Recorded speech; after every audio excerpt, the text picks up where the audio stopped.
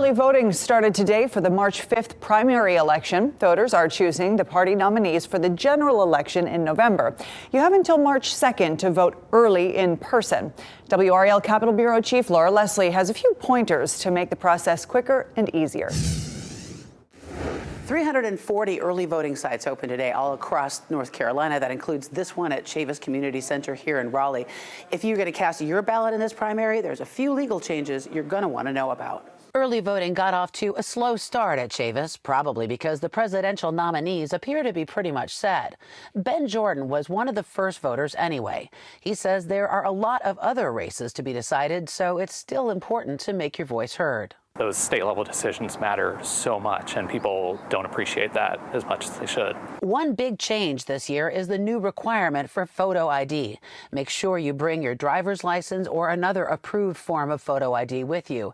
If you don't have one, you can still vote, but it'll be a provisional ballot, and it may not be counted.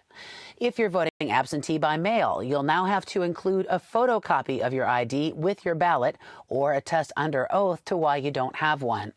Also, you may see more party poll observers in the voting area.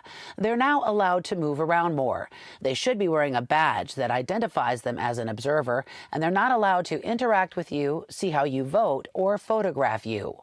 You are not allowed to take photos inside the voting area either. State Elections Director Karen Brinson Bell says you can use your phone in the voting booth to look up information, but you can't communicate with anyone by phone or text, and you cannot snap a ballot selfie. What is permitted is you'll find in a lot of counties that they have selfie stations outside of the voting enclosure, so someone can commemorate that they went out and voted. And we encourage that. Please let your neighbors know that you voted, that you participated. If you're registered as a Democrat, Republican, or Libertarian, you can only vote in that primary. If you're unaffiliated in North Carolina, you can choose which party's primary you want to vote in. Early voting runs through Saturday, March 2nd, but every county has slightly different times and days to vote, so make sure you check those before you head out. Laura Leslie, WRAL News, Raleigh. And we have all the information you need to know before heading to the polls, maybe taking that selfie at the selfie station. Visit WRAL.com or our mobile app to find out the WRAL voting guide. There you can find polling locations, times, and the candidates on your ballot.